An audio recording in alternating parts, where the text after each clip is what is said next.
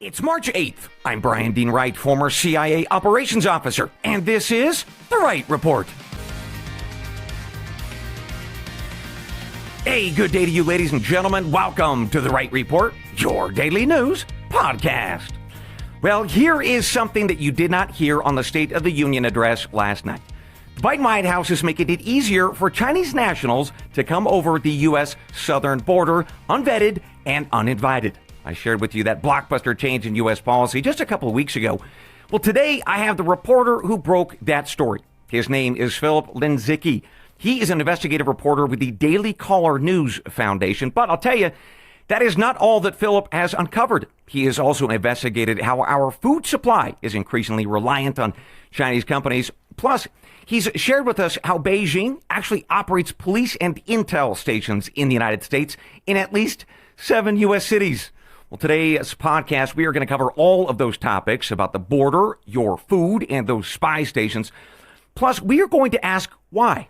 Why would a president or national leadership of any kind allow these things to happen, knowing that China is our greatest national threat? But before we get to the question of why, let's bring on Philip. Sir, welcome to The Wright Report. Hey, Brian. Thanks so much for having me on. For folks unaware, let me introduce you to my audience. You lived and studied in China. That's true, correct? Yes, sir. Awesome. You've also been a professor of Chinese studies, and now that you are an investigative reporter, you've won some awards for your work. Is that right as well? Guilty as charged. Yes, sir. Nice. Well, then you're the guy to talk about all three of these things today. Let's kick off and talk about the border. Last night, Mr. Biden spoke to the nation about the State of the Union, and one of the things that he spoke to us about was illegal migration or illegal aliens, but he did not mention his decision to make it easier for Chinese nationals to gain unlawful entry into this nation. But you've certainly spoken about that. You investigated this issue, broke this story just a number of weeks ago. Take us back to April of 2023, less than 1 year ago. The Biden White House and the administration made a pretty notable change. What was that change? Well, we obtained a leaked internal U.S. Customs and Border Protection email, and this was from a former law enforcement official. And this email we received showed that the Biden administration had dramatically simplified the vetting process for Chinese illegal immigrants in April 2023. Specifically, it showed that CBP had reduced the number of questions for vetting that border agents who had encountered Chinese illegal immigrants were required to ask. It reduced the number from 40 questions down to just 5 quote-unquote basic questions.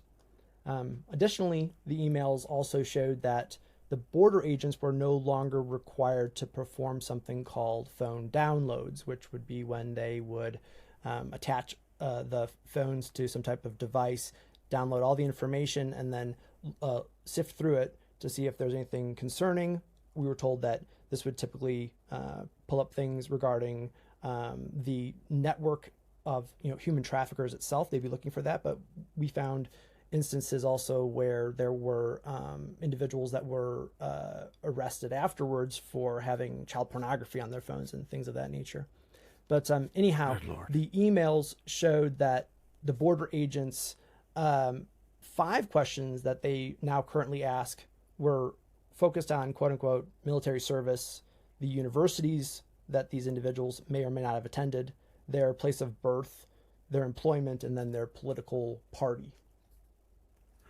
So let's ask the fundamental question here, why? Why was this change made? It's a very good question.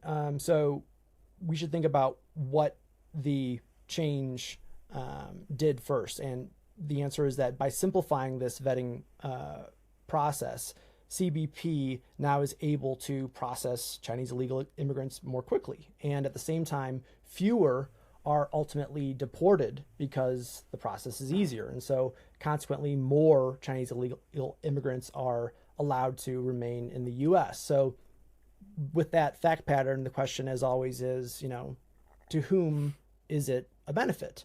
And in this case, clearly the Chinese illegal immigrants benefit, as do the human trafficking networks and likely the drug cartels. And on another level, the NGOs that are, supporting and facilitating this, illegal invasion, they also benefit. But there's an even, deeper level still, and that's that, because the U.S. government census numbers count both citizens and non-citizens, and because those census numbers determine how much, federal funding a community will get, or how many seats there will be in a state legislature and the House of Representatives.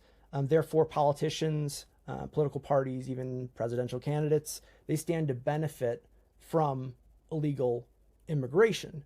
So that's the big picture. Then there's the entity behind the curtain, if you will, and that's that there's one item we didn't report, but I may have mentioned either online or in another interview, and that's that I asked at the time when we received this leaked email, I asked, had Customs and Border Protection changed the rules for any other illegal immigrant from another nation, or was it only from China at this time? And the answer was, it was only from China.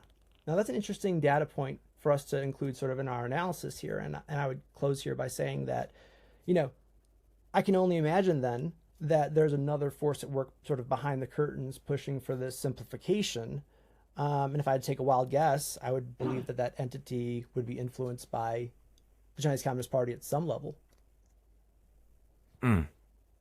So let's start with that piece, because by all reasonable measure, we have assessments from the CIA, FBI, the Pentagon, most leaders on Capitol Hill.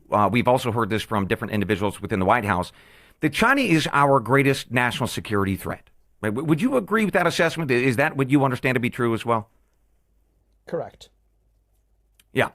So knowing that, why then, again, I struggle to understand why any reasonable person would then say, hey, you know what's a great idea? We should let more of those folks into this country with a less degree of vetting. Just, it seems utterly illogical. Let's go back to your question of, or the series of questions that used to be asked that are no longer.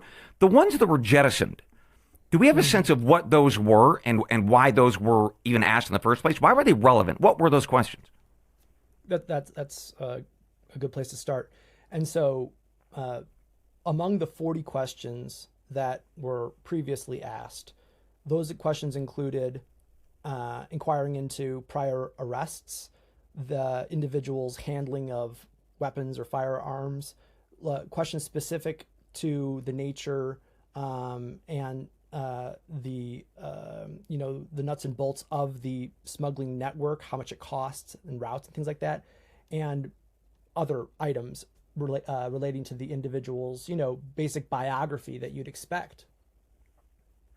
So we know now less about these Chinese illegals from a country that is our greatest national security threat. We know less about whether they've been arrested before. We know less what they were up to in terms of their lives back in China. We also now have less information about the routing, or if I could call it the rat lines, between the United States and our southern border and China. In terms of the targeting information, we don't have as much of that as we used to, because we're not asking the questions of the who, what, when, where, why, and how Chinese illegal migrants got to this country, which we could then use to stop these various rat lines, stop the human traffickers. We could crack down on it. We're not asking those questions to do that anymore. Am I hearing you right? That's correct. Okay. Does that make any sense to you? And I know you're a reporter, and maybe you have to be careful here, but it just does. It makes no logical sense to me. When we come across something like this, we have to, again, just ask, who benefits, and deal in terms of, Occam's razor. And as perplexing as it might seem to patriotic Americans, it is not so for those who might have antithetical views, I would say. So when you talk about the Occam razor piece, just for folks unaware, that you're basically saying what is the most simple, straightforward answer rather than engaging in some extraordinarily complex conspiracy? What's the most simple answer for this? And what you're saying is there's probably a politician or a group of politicians who are compromised at some level because they have some degree of incentive. Either the incentive is, hey, more illegal migrants means better or more power for my party, or it means that I'm getting some sort of benefit, in this case, from the government of these folks. Right? So it'd be the Communist Party in China. They are giving me, my party, some sort of cutout. I'm getting some sort of benefit from Beijing by reducing these number of questions, letting more of these folks into the country. That is the other possible incentive. Is that correct? Yeah, you nailed it there. That's right. Okay. So when you talk to folks in the Customs and Border Protection world and you've asked them what they think of this, because they're the boots on the ground that are working with these Chinese illegals, what do they think about this change in policy? So starting from the top, we did not hear back from Customs and Border Protection initially, and that was revealing in and of itself. But as for speaking with agents, on the ground, they first and foremost, corroborated that this was their experience, that there was this change. So let's start there.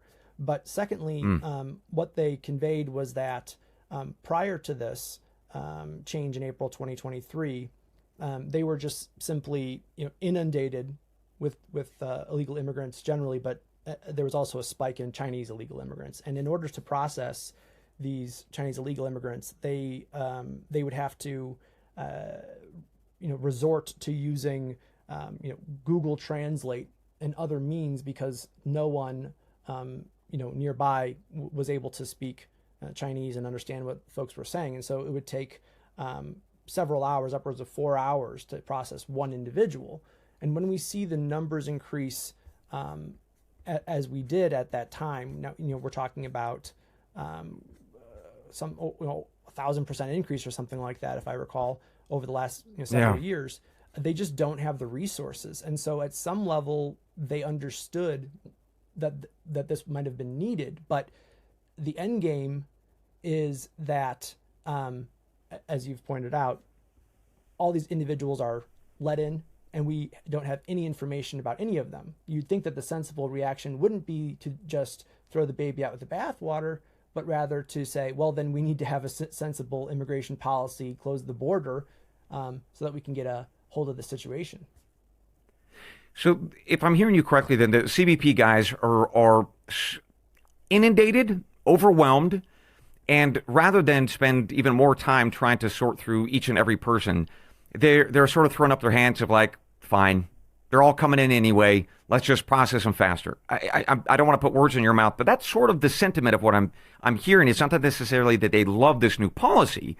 It's they don't have anything else in terms of policing powers to stop these folks or send them back home. So it's like, well, let the floodgates roll. Am I hearing sort of the underlying sentiment and frustration of CBP folks?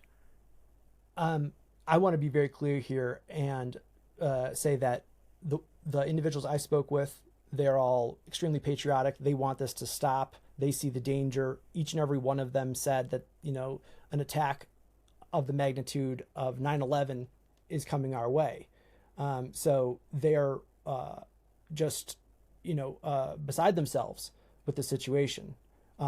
What I'm trying to convey is that they expressed to me that they understood at some level why folks above them might have thought that there was a change needed, but that doesn't address the core issue, and that's that the policy itself, the fundamental spine of this issue is wrong-headed, and that is that we're allowing this number of individuals to come across illegally and now embedded. Who authorized this change? Was this White House? Was this DHS?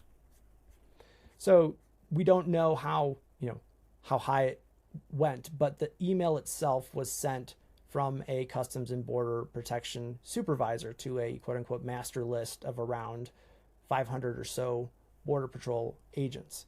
And I was told specifically from the former law enforcement official that the CBP supervisor who sent the email was a patriotic, God-fearing American, and was just passing this information on. So it did not originate, this policy did not originate at that level. I see. You have, I believe, spoken with folks on Capitol Hill about this development. Tell me what responses you've gotten from folks on both sides of the aisle about this policy. Do they think it's smart? Do they want to stop it? And I must ask, were people outraged? Because I haven't heard a lot more since your report about, hey, this is a really, really bad thing. We shouldn't do this. What reactions have you gotten from Capitol Hill? To be quite honest, I wish that there had been more attention given to this, given the gravity of the situation. Right now, both, in my professional life, but I think, Americans generally, we're drinking from a fire hose, if you will, of all these dangers that are, materializing and then, quickly, metastasizing across our nation. It seems like every day there's, 3-4 new items appearing. And so, unfortunately, I think that our politicians are in a, similar situation. You look at the House Select Committee on the Chinese Communist Party, which in my humble opinion is doing a great job. They're doing much more than I thought they would do. So we'll start there. But if you follow their feed, if you look at their work, I mean, so many gargantuan issues that they're taking on. Each one deserves a very thorough hearing, but this is just one small body. It can't possibly lift this load, and so I think that's what we're seeing across the board here. And no doubt, especially knowing the Chinese Communist Party, but adversaries, generally, they know this. They know that they can overload our system, and that we have a deliberative process that's slow, and it'll take us time to sort through these things. So what I would encourage folks to do, Philip, is read your piece. Let me give everybody the headline here so you can search for it. We'll see if we can't put this in the show notes as well. The headline is Exclusive: Biden Administration Watered Down Vetting Process for Chinese Illegal Immigrants, Email Shows. Again, Biden Administration Watered Down Vetting Process for Chinese Illegal Immigrants, Email Shows. For folks who want to read more about this, you should. It is very important for us to acknowledge and understand that we've seen the headline numbers, haven't we? We've talked about the many thousands of Chinese illegals coming into this country. But what we haven't really properly understood, I think, as a nation, is that those folks who are coming in, they are even less vetted than they were 1 year ago. So we know even less about these folks. We have are collecting even less information to stop them from coming from China. And as you correctly said, Philip, we are heading towards a disaster, as the CBP folks are saying. We are heading towards another 9/11. Who knows what nationality? But these guys could be a part of it. Whether that is not necessarily a terror incident with these guys, but if China decides to invade Taiwan and they engage in sabotage operations inside this country, how many of them, of these many thousands who are coming over, are part of sabotage teams? Well, we don't know, in part because we're not asking the questions that we should. At least that's what I'm hearing from you this morning, Philip. This, to me, is just, it should be one of the most important stories that this country is talking about, that we watered down, the White House watered down the vetting process for Chinese illegal immigrants or aliens.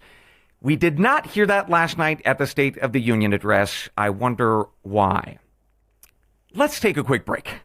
When we come back, we are going to get to part 2 of our conversation this morning with Philip, and we're going to focus on how your food supply is increasingly reliant on Chinese companies, to include those with a direct relationship with the CCP. We're going to talk about that, plus how some of these companies actually might be feeding Chinese military officials. Oh, boy. We'll be right back.